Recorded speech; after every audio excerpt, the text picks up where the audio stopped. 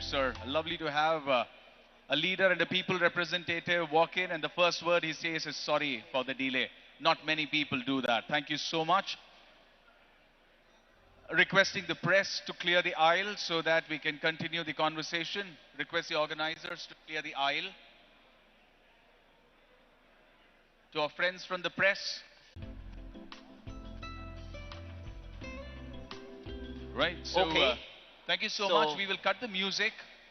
Request our friends from the press to please clear the aisle so that we can start and continue the conversation. Right. Back to you, Funny, and the moderators. Please, please, please, all Okay, yours. thanks, Harsh. Yeah, so we'll have one final question and then maybe take a comment from Jayashree. So Sudha, so you started need technology, but technology is ever changing at a very fast pace, right? And I learned that you are helping governments in various states get these technology into the government organization. So how are you doing it, and what's the genesis of it? So there are two important trends to take cognizance of.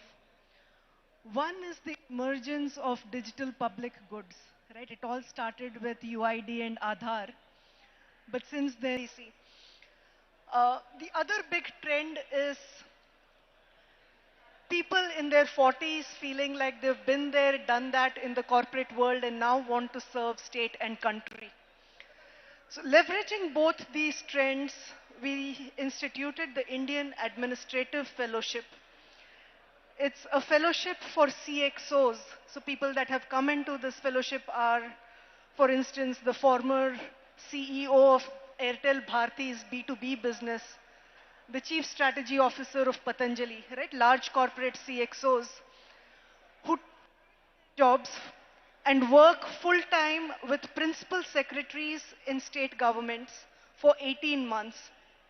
Fund and brought in Canara Bank as the anchor bank to disburse over 600 crores of loans to women, individuals who are members of self-help groups. Nice. So this is Yeah. modeled after your Yeah. journey, Funny, what you were able to do with the government of Telangana. It's Uh, actually, you know, the the Sutradhar is actually the here. Sutradhar is here. Yes. So, KTR Garu, just now, Sudha was just saying that they launched this Indian Administrative Fellowship Program, which they've taken to different governments, different states, where they take people like me into the government. So, yeah, so Sudha is saying it's modeled after me. I'm saying one small thing is now like replicated. And how many states have you sent fellows to, Sudha? Yeah. So when elected representatives and visionary bureaucrats start to draw from talent in the private sector, magic happens, right? So that's the answer. So how many states are your fellows in? So we finished one cohort in Karnataka. So the next cohort will start in April. And we've just kicked off in Punjab. So two states. We'll announce the third state soon, and we hope to come to Telangana with your support, sir, in the very near future. Nice. Thank you.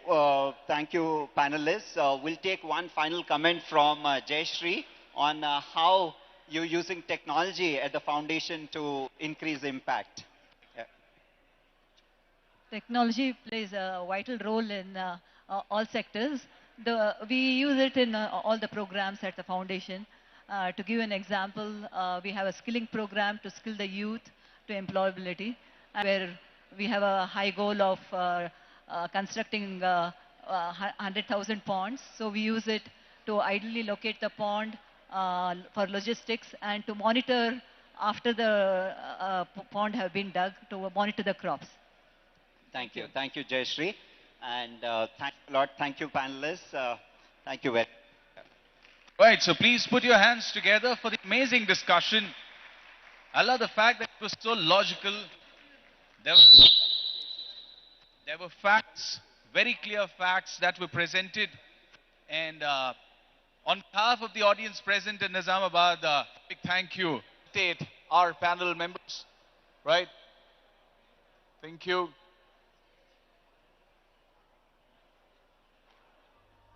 It's brilliant to start the day with absolute rock stars on the stage, right? People who are there everywhere. And thank you so much for being yourself and continuing your journey for us more than anyone else. Please put your hands together. Thank you so much.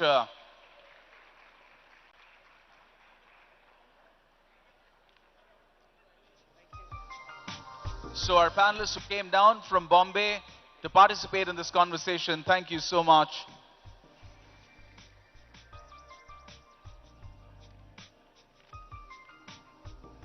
And we always have a soft corner for people who create an impact in the social space. Thank you, Sudha, for being yourself. And thank you, Funny, for conducting this with such ease. Now that we hear, it's also time to hear from the CEO of KTR Sandbox. I request Manish to please come up on stage. And the only note that I've heard about him is nobody has seen him sleep or eat in the last 3 days, because he's been slogging that hard. So Manish, we would love to hear from you, your address for Development Dialogue 2023 Nizamabad.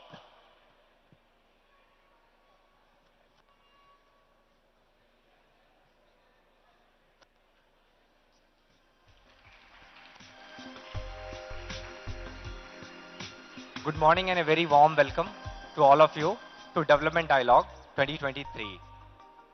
We are doing Development Dialogue after a gap of 4 years. It was because of COVID and the disruptions that it brought. But then, thanks to technology, we have been able to put COVID behind us. Technology that came to our rescue in form of vaccine, in form of the tremendous amount of logistical support that was needed to deliver those vaccine, in form of testing kit, in form of contact tracing, and so on and so forth. So one thing that COVID has done before going out of our way is that it made sure that we understand the importance of technology. But then that's not it. We need to ensure that technology is used for social good, for social impact.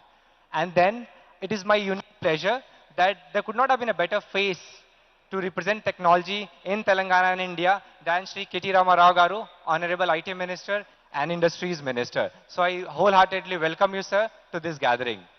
I would also like to welcome Prashant Reddy Garu, Honorable Minister, all the beloved MLAs of Nizamabad, and all Collector Garu, CP Garu, and all the other political dignitaries present here. Now there are people who have used technology to build large companies. And they have learned so much in that process of building those large companies. And after they have done that inning on entrepreneurship, they have come to use that technology at scale and for impact to do social good. And I'm very happy to see 4 of them here. So I would like to welcome Desh, Jayashri, Raju Garu, and Funny here to this gathering of Development Dialogue 2023. Development Dialogue, in a way, it's a very unique gathering. There is not a gathering where in the same mix of crowd, you will find farmers, you will find women micro-entrepreneurs, you will find corporates, you will find startups, you will find faculties, you will find government, you will find all sort of representatives from all stakeholders. Now, so I would want you to at least ensure that you talk to one of these and get one story out for yourself. So if you meet one farmer that KTR Sandbox has built over the last 9 years, we have built it brick by brick. And that's the gathering here. I fondly remember a story from a program that we do. It's called Skill in Village, where we used to run this program for 2-3 years.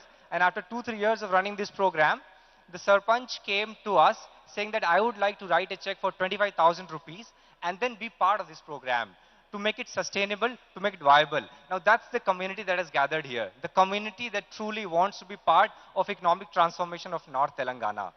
Overall, over the 9 years, KTR Sandbox has been able to generate $50 million of economic impact for 100,000 families. We work with one guy doing here. While all of this is happening, how are you the center of it? You have the profile to be in some tech center around the world. You graduated from NIT Trichy. You are in corporate sector. You work, and happiness can take people to the higher Himalayas. This is my purpose, and I'm just happy to be here. Well, thank you. Nowhere you will find an opportunity to work with a farmer who's so smart and always thinks from the first principle to people who are the philosophers of the world and the best thinkers of the world. That opportunity is rare to come by. So if any one of you among the crowd is thinking of taking that hard plunge, to make this social impact, I'm happy to share my experience, talk on the side, and I will tell you just one phrase. It's all worth it if you take that plunge and actually do that work. Then at last, I personally believe that's all about people. People is what create impact. People is what bring the change. So today, I would say, let the shoulders rub and inspiration fly. To all of you again. Thank you.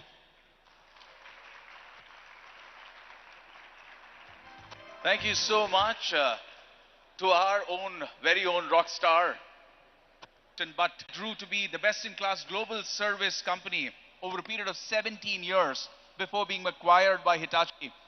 All the fancy designations, but the designation that he absolutely loves is when he's called the chief volunteer for Kakatiya Sandbox. So please put your hands together for Mr. Raju Reddy.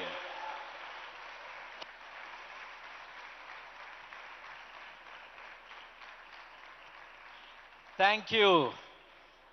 Good morning, everyone. Good morning. Very warm welcome to you all to my hometown, our beautiful city of Nizamabad. Nizamabad, often we describe it as a microcosm of India.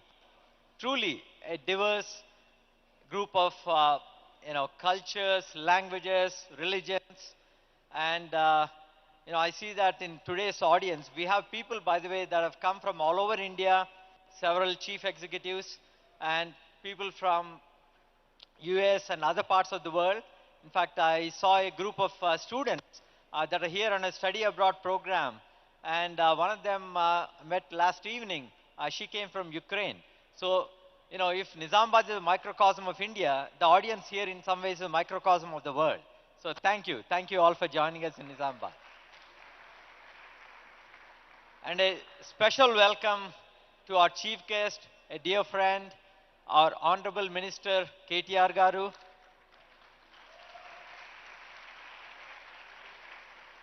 Who is elected officials who are here today, and the district officers.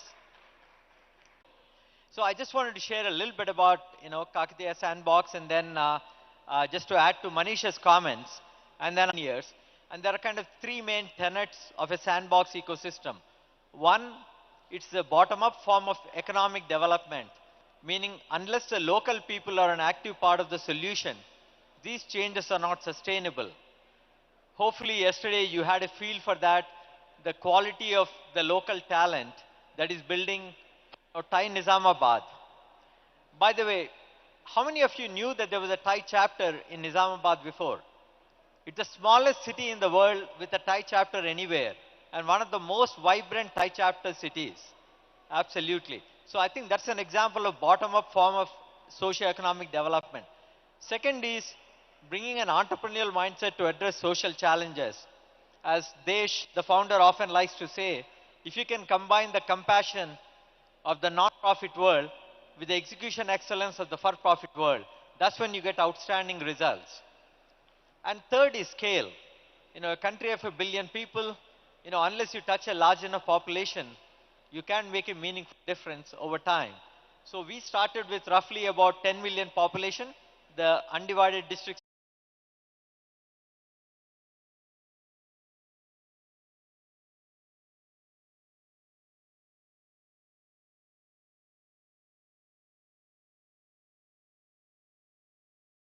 Partners for this to succeed. Right from the dinner at Falaknama Palace, where there was a visiting delegation from Boeing, and he was kind enough, and I said, sure, each other, and he knew that I. And KTR, as he normally does, did a fantastic job building a very compelling argument for why Boeing should choose Hyderabad over other cities. And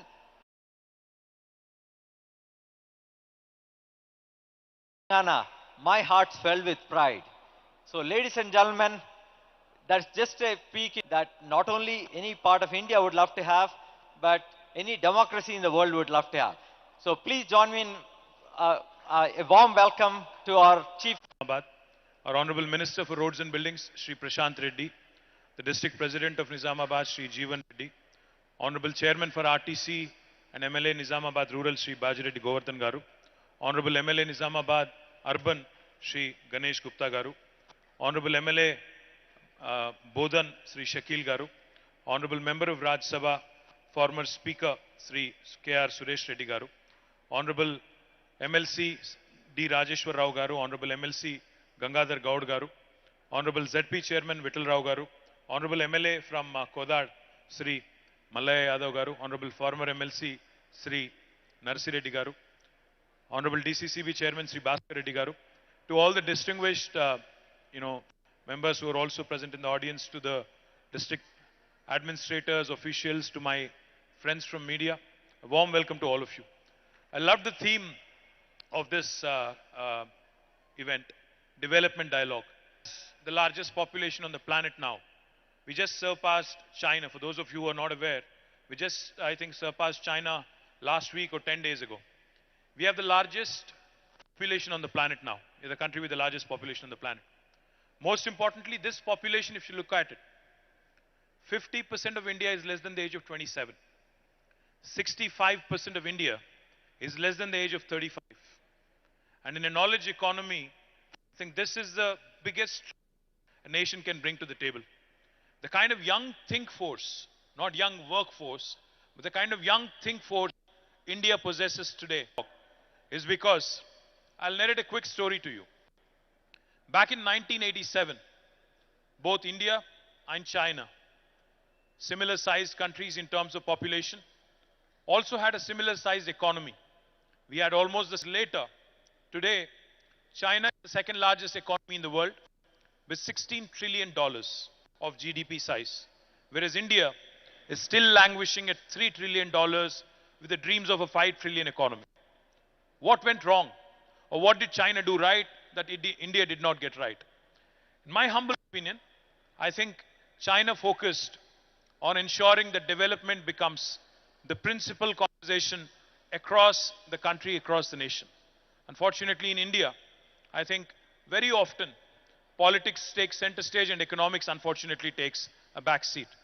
Now, the reason why I said I love the theme of the conference here is because the conversation which always centers around development, especially for a third world country like India, for an emerging economy like India, will only ensure that the policy makers, the lawmakers, the legislators, the elected representatives, their focus should remain on the right things.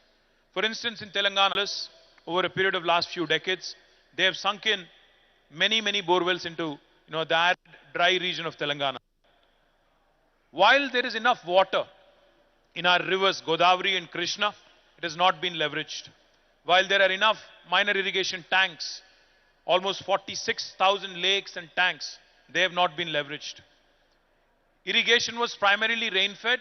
Assumed office on the 2nd of June 2014.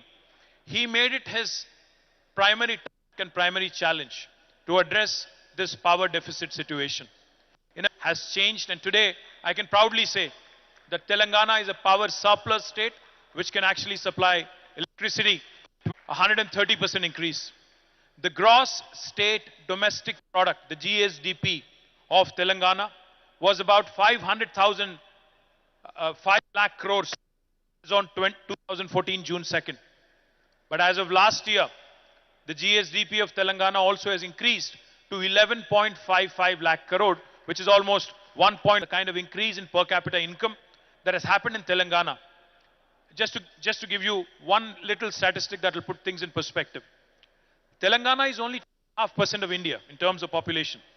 We are only 40 million people. But our contribution to India's economy, India's GDP, is 5%. We are 2.5% in terms of population, but our contribution is 5%, which means we are literally punching double our weight. We are a 50 kilo where paratha meets dosa. Telangana is that state where biology meets technology. Telangana is that state where life sciences meets data sciences, where mangoverse meets metaverse. And Telangana also is that state which is focused extensively on holistic integrated development. What do I mean by that? Our IT exports back in 2014 were 57,000 crores. As of last year, they have risen to 1,83,000 crores. Our agri For those of you who have a phone in your hand, let me indulge you for a second.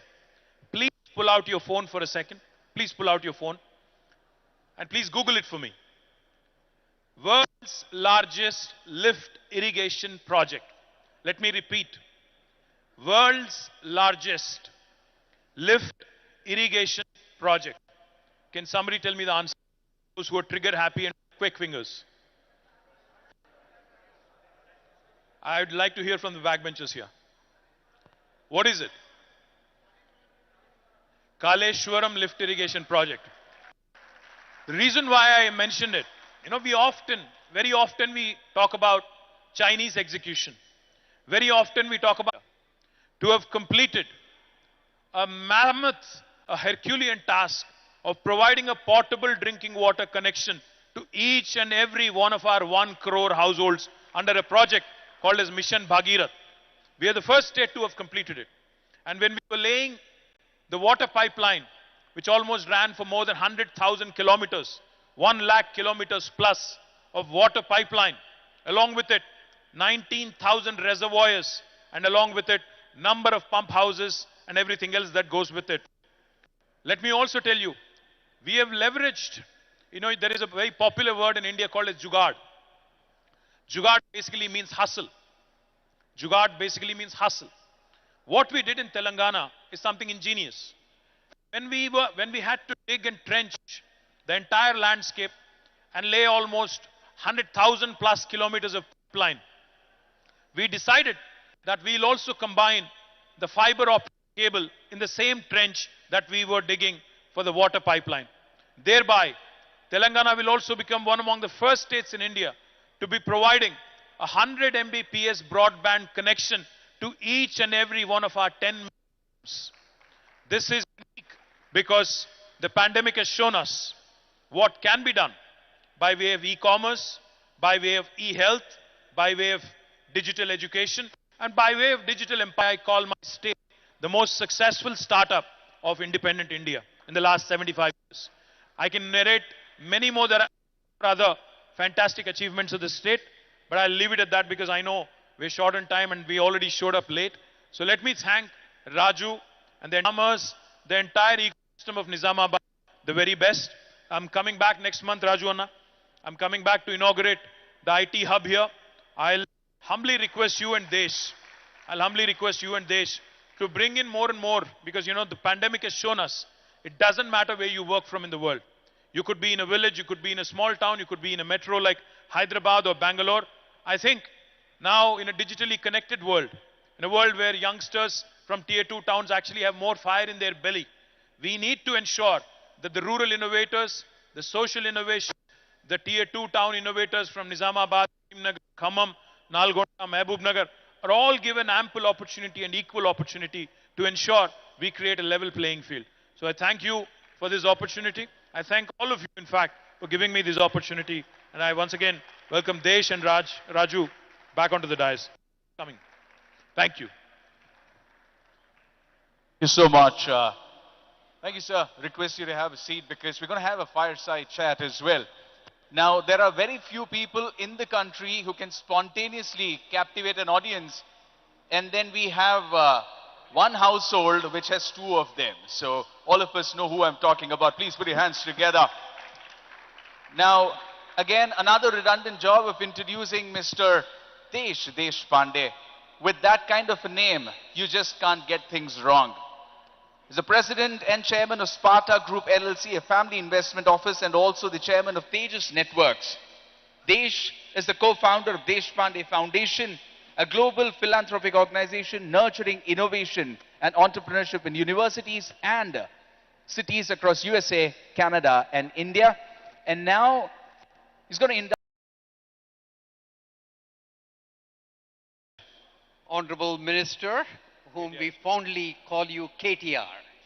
So thank you on how much you have accomplished at a young age. Just looking at your Wikipedia, and I realized that I graduated and left India in 1973 when you were not born yet. So congratulations on getting Cheers. so much done at a young age. You know, like you talked about, Telangana has achieved a lot in the last 8 years. Double the GDP, clean water, all these things. What were the core aspects of being able to achieve those fantastic results?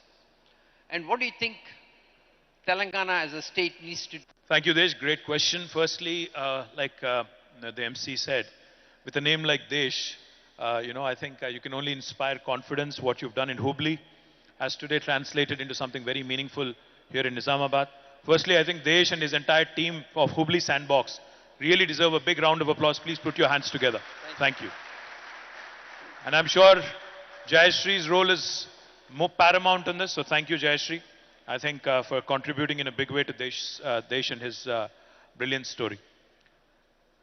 Just to, kind of add to what I was saying before, to make agriculture more remunerative, to ensure that the farmers' kith and kin and their children also look at farming as a productive sector and not otherwise. We have focused on these basics. What can be done? What further can be done?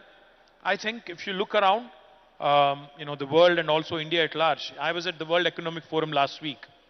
One of the prominent themes that kept popping up over and over is, with the whole geopolitical situation and how, the slowly away from China. There's a whole China plus one talk. There's a whole China for China and, rest being done elsewhere kind of a discussion. This is India's opportunity to build more manufacturing, to ensure that we, also as we move into the services and knowledge economy, to latch on to that unique opportunity where India can position itself as a hybrid between China and the US. The reason why I call it a hybrid between China and the US is because China has done brilliantly to position itself as a factory of the world. They produce everything literally. They produce active pharmaceutical ingredients, they produce world-class electronics, they produce plastic molds and little things that we see all around us. They also produce some of the most high-tech equipment that there is in the world that is used in aerospace, defense, space tech, etc., etc. Whereas the US, I think over the next 1 decade, India can truly itself, with progressive states like Telangana leading from the front, India can truly position itself as that unique combination which can both cater to the manufacturing needs of the world, also at the same time ensuring that this young think force that we have, that amazing demographic dividend that can pay off big time if we ensure that more and more sandboxes can come up in various parts of India. If we can focus and ensure that the youth of India doesn't unnecessarily get distracted from the development agenda and continues to stay on course, then magic can happen over the next 1 decade. The last thing I'll mention on this count, Desh, India does not have the luxury, because what US was able to achieve in the last, say, 1 century or so, what China was able to achieve and accomplish in the last 2 decades or so, unique opportunities where ecosystem and multilateral, cooperation opportunities between the government, the private sector, the academia. If this kind of conversations can happen more often with tangible outcomes, with tangible metrics, then surely India will actually get onto that proper direction and proper dialogue. No, totally agree with you. Also, I'm a big believer of democracy. It's it's very messy process, but it has an ability to include everybody and do the inclusive growth. Fantastic opportunity for India. And also, it's very heartening to see, for example, India really stand up and start making iPhone 15s, which is one of the most complex technologies. So the fact that they can master these things, I totally agree with you. How important do you think is the inclusive growth to be able to achieve the dream? Democracy is good. I completely agree with you. But demagoguery is not. Democracy is possibly our greatest asset, besides the think force that I just talked about. But demagoguery and, insulting our institutions, insulting our own people, dividing people in the name of religion, etc., etc., can never make India, can never propel India into the first world orbit. What can aid, the inclusive growth opportunity that you just discussed, that you just mentioned? I firmly believe in 3 I's. Honorable Prime Minister had called all the political party representatives, set up the T-Hub. Today, Telangana is uniquely positioned with women entrepreneurship hubs called as a V-Hub.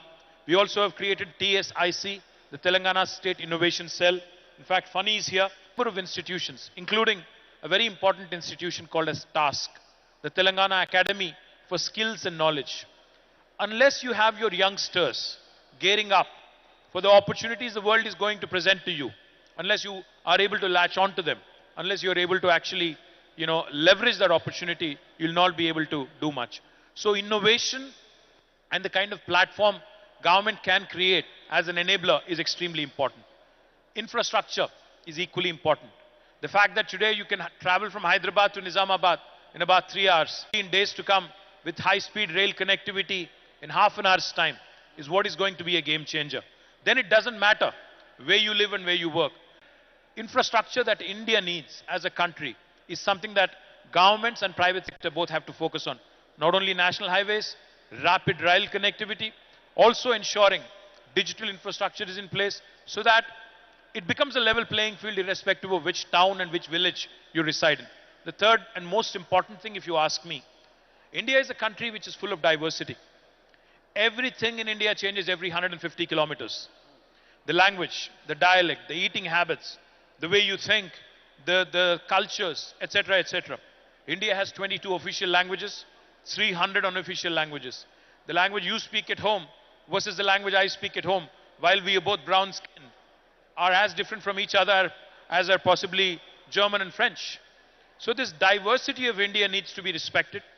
We all, as governments and as private entities as well, we all need to ensure that innovators, irrespective of what background they come from a rural area, it could be a woman or a man, it could be a youngster or an old guy, irrespective of who you are, what religion you belong to, or what social class you belong to, you need to be given opportunities that are equal and inclusive.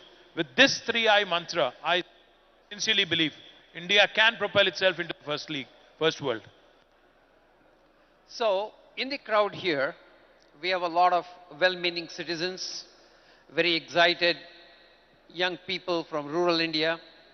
What can they do in their individual capacity to contribute to the growth and get India to achieve its desired position globally? I think all of us Indians, have been taught from a very early stage. When I was growing up as a young man in 80s and 90s, I used to see around me that, while we have this amazing problem-solving ability, we are always taught from a very early stage not to take much risk. We are told that you can be a job seeker.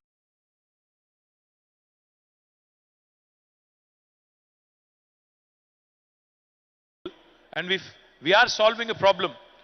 Remember that you're solving 1/5 of humanity's problem. So therefore, I think our ambition, our vision needs to expand a bit. Our risk-taking appetite needs to expand a bit more. And culturally and sociologically, Indians need to start thinking big and start experimenting. Remember, after all, it's one life with a very limited lifespan and with a very right kind of idea. If you have the right kind of product, the markets are there to lap it up. So therefore, I think taking a bit more risk, thinking big, thinking global, not just thinking India, I think that's the way forward from an Indian youngster's perspective, if you ask me. Well, I also want to thank you for personally finding ways to do it. I was in Basra yesterday and met these 10,000 students who are the cream of the crop. And this new initiative that Raju and Venkatraman have to really inject this entrepreneurial spirit in them is something that we really need to keep pushing, I think. Because when you ask them what would you want in the future, they all say government jobs. And so I think we have to make them a lot more ambitious, a lot more entrepreneurial to move the country forward. Now, we talked about how democracy is a good thing. So what are the secrets to make sure that in democracy, the bureaucracy and the political engine can be productive? Well, I wish there was a short answer. um, the one thing I would say is, if a leader, if the head of the state, in the case, I think politicians should stop worrying about winning their next. I think politicians should stop worrying about winning their next election all the time. If we decide that it's okay to lose an election, if we decide that it's okay to actually sit out, maybe next 5 years, then we can get a lot of stuff done, honestly. Otherwise, you're always sucking up, you're always trying to win the next election, you're always trying to do what is more popular than what is right. So therefore, I think that fine balance that is missing is something that India needs to find. Unfortunately, it's easier said than done, but I think there will come a time when development will take center stage and not halals and hijabs and other nonsense. And then I think India will actually move forward in the right direction with the right kind of intent and with the right kind of goals. Yeah, thank you. Thank you. Well, we have 5 more minutes with KTR.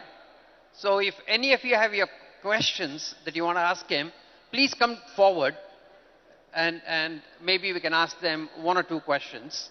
So please stand up and come here in the front so that we can bring a mic to you because we don't really have a lot of time. So KTR, one of the things that US seems to be doing pretty good is engaging the private citizens into the bureaucracy and not really a vertical capability. I know you're trying that with people like Funny and so on. How can we make more of that happen? Great question, Desh. In fact, in Telangana, not only we have Funny, but in fact, my entire Department of Industry and Commerce and IT, Information Technology, has almost 15 different king with us for the last 8 years, who is heading now our director as Director of Electronics and Semiconductors, is currently in the US. So what we've done in Telangana consciously is we've co-opted for the best of the talent that there is in the private sector. We have invited them to be a part of the government and use this lateral entry as an opportunity to ensure that we get the best expertise. And I think you rightly pointed out, bureaucracy in India is more of an administrative capability. And bureaucrats in India are using to sit in their ivory towers and with all the entrepreneurs coming to them and literally pleading with them, ki sir, ye kar do.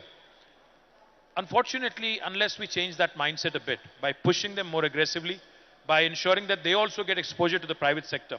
In fact, if you ask me, I would send most of my bureaucrats into the private sector for a couple of years so that they understand what the other side of the table looks like. So therefore, I think a mix of both. Sending our bureaucrats and bureaucracy into the private sector for a bit and also getting the private sector into government sector to co-opt them, I think is the right model. And way forward, I would imagine more and more positive outcomes with measurable goals, like how you do your performance appraisal. Yeah. Now that sort of a system here, right? Sandhya Prakash. Sandhya. Thank you, Sandhya. Great question. See, honestly, we have not done enough justice. I'll not give you a fake answer. We have not done enough so far. There's still a lot of room. But I'll only urge one thing of women leaders and women representatives. See, today in Telangana, we have 50% of women representatives in both Gram Panchayatis, municipalities and Zilla Parishads. We have 32 Zilla Parishads, 142 municipalities and urban local bodies, 12,769 Gram Panchayatis. Women parliamentarians are there. The only way we can change this is, of course, continuing to push and maybe bringing in legislation. The 33% reservation bill that was talked about, because affirmative action, no matter wherever in the world, be it in the US or be it in a developing country like India, the one way things can happen is by way of legislation. My party, led by our Honorable CM, has always wanted the 33% reservation bill to be tabled. So hopefully, the day is not far, hopefully, like I said, because unfortunately, we don't run a government of India now. So whatever was within our purview, we brought 50% reservation there. But I hope and pray that government of India also will wake up and bring in this legislation. In the meantime, I promise you that next election, we'll start looking at more representation of women. But these women or leaders also will have to come from within the ranks. You cannot be staying away from politics for 4.5 years and coming to us in the last 6 months and saying, listen, I need a seat because I've done some good work elsewhere, not in your political party maybe, but elsewhere. So I think a lot of pressure also has to come from within the ranks, and that sort of pushing the envelope. Is it? Yeah, I want to know what is it that the state can do to retain talent in Telangana, be it Hyderabad, Nizamabad, wherever, and stop them from going away to Bangalore. You know what? I think it's a bit regressive to do anything coercive to stop people from migrating. No country has succeeded doing that. China has tried very unsuccessfully to contain people from urbanizing because they realize that urbanization is a real problem, suburbanization is a real problem. But coercion does not work, Shravya. What we have to do as governments is create better livelihood opportunities, better education opportunities, better healthcare opportunities. These are the three fundamental things why people migrate. Better livelihood is why, so unless we compete with them and create better institutions, we cannot contain them. Likewise, why does somebody from a small village move to Nizamabad? Why does somebody from Nizamabad move to Hyderabad? And why does somebody from Hyderabad move to of excellence? Are in constant pursuit of social empowerment and economic empowerment. You can't find fault with the human nature. But at the same time, those such as yourself or Manish who said, it's not just the pursuit of economic empowerment, but pursuit of purpose, pursuit of happiness can stay put wherever you want, provided, as a government, I can give you better education opportunities, healthcare opportunities, and livelihood opportunity. So this is a continuous endeavor, and I don't think any government has cracked it across the world, not in India. So it's a continuous process, and I would sincerely think it's regressive to actually say, to put an embargo and say you can't move. That's not the right. Innovation ecosystem which is like fast growing with the existing innovation ecosystem which is like fast growing with the existing ecosystem of Karnataka, and I found out that we are moving very aggressively in comparison.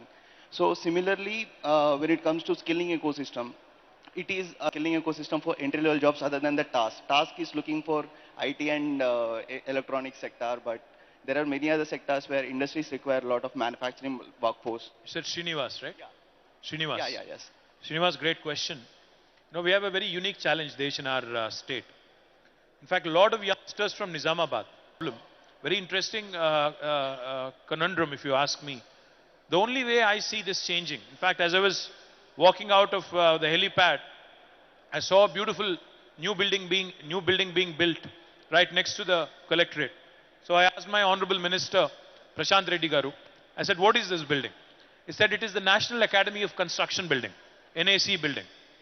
And NAC building that is being built in Nizamabad will ensure that besides tasks like the one you just mentioned, all of these vocational courses are given due importance, are going to... In that kind of ecosystem. Thank you. So, of the four questions that we, just a second, sir. Of the four questions, as you said, little things in our control. Would like to get another lady to ask a question. Yes, go ahead. Hi, my name is Hannah. I'm from Minerva University. I'm one of the exchange students here. I was wondering if people going through public education, higher public education, as compared to private education, do get the necessary skills to be the future entrepreneurs and skilled workers, whether they have skills that are on a competitive level with those who graduate private institutions. Great question. I didn't get your name. Hannah. Anna? Hannah. Hannah, great question. I'm pretty sure, I'm going to go on a limb and take a guess, that both Raju and Desh went to a government school. Am I right, or did you go to a private school rather? You did. See, these two gentlemen who've made it big in their life and who are now giving back to their cities, Nizamabad and Hubli, have both gone to a public school, not a private school. So, it doesn't really matter whether you go to a public school or a government school or a private school, as long as, you have the ability to imbibe, learn, and be ambitious in terms of your worldview and world outlook. Because I know of a number of leaders, including our chief... That people can think out of box, living exactly in the box. They don't have to go far away to learn all this. But having, I think... Thank you so much. Request Mr. Desh to stay on stage and also felicitate KTR Garu. Thank you so much, KTR Garu, for your time and patient hearing to all the questions and responding to all of them in your trademark style. Right? Thank you, Chief. Thank you, thank you, thank you. Right? Okay. So KTR Garu is now moving to the agri sector where he'll be interacting with all the farmers there. And we will continue with our interaction, the beautiful panel that's set up next.